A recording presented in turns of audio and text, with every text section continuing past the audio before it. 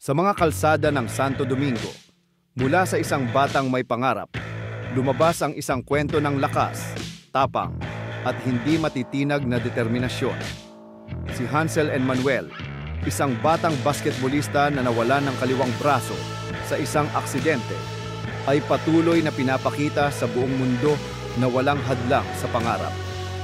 Ito ang kwento ni Hansel and Manuel. Si Hansel and Manuel Donato Dominguez ay ipinanganak noong October 24, 2003 sa Santo Domingo, Dominican Republic.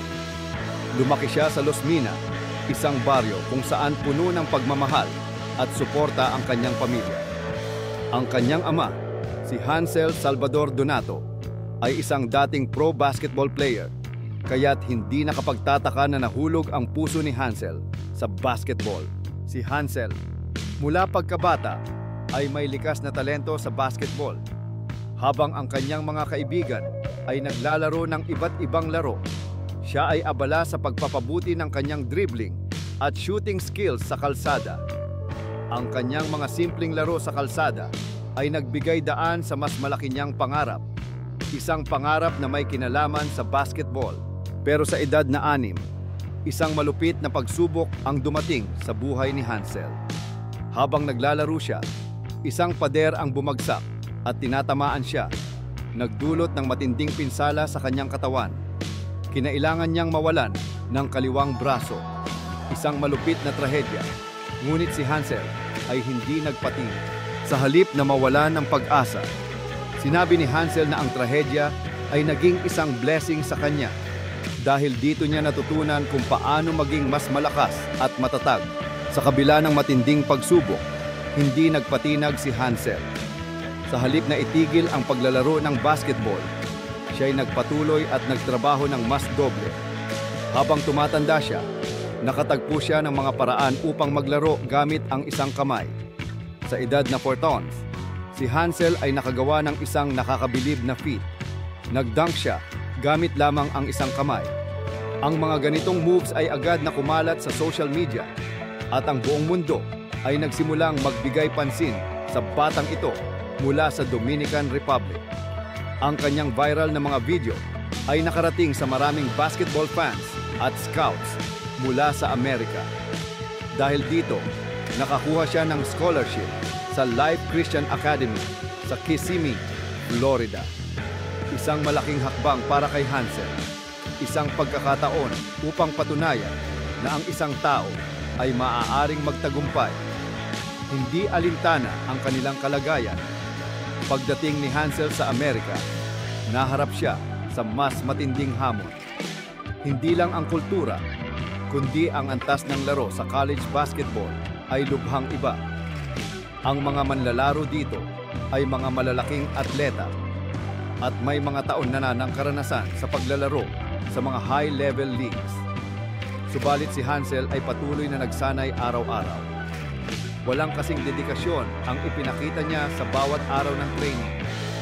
Ang kanyang disiplina at ang kanyang walang takot na mindset ang nagtulak sa kanya sa taas ng tagumpay.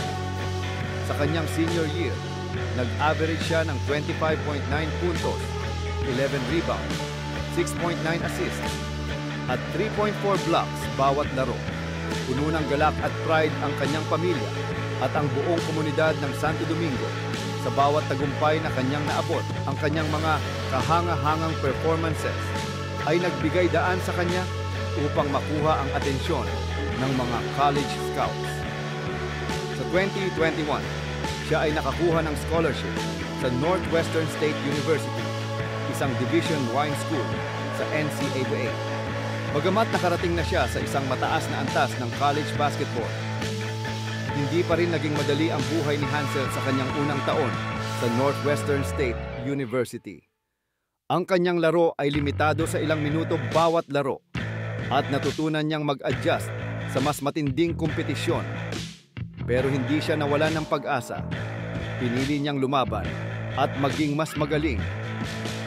Nagdesisyon siyang mag-transfer sa Austin Peay State University noong 2023, kung saan nakatagpo siya ng mas malaking pagkakataon. Dito, mas lumago ang kanyang laro. Nag-average siya ng 15 puntos, 4.8 rebounds, at 1.3 assist bawat laro sa season ng 2024 ng 2024-25 at ipinakita ang kanyang hindi matitinag na diskarte sa loob ng court. Sa labas ng basketball court, si Hansel ay isang tunay na influencer.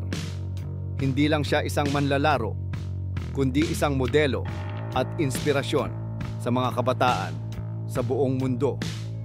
Sa kanyang tagumpay sa basketball, nakuha niya ang suporta ng mga kilalang brand tulad ng Gatorade, Adidas, T-Mobile at Oakley.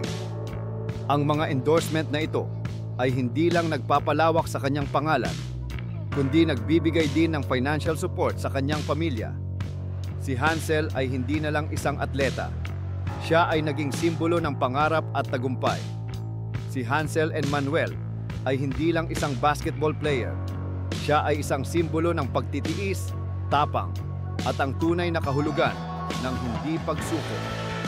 Ang kanyang kwento ay patuloy na nagbibigay inspirasyon sa mga kabataan at sa mga taong patuloy na lumalaban sa kanilang mga laban sa buhay.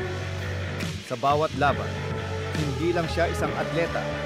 Siya ay isang simbolo na hindi hadlang ang anumang pagsubok upang makamit ang pangarap. Salamat sa panonood. Kung na-inspire ka sa kwento ni Hansel, huwag kalimutan mag-like, share at mag-subscribe sa Sports Legends PH para sa mga kwento ng mga sa basketball.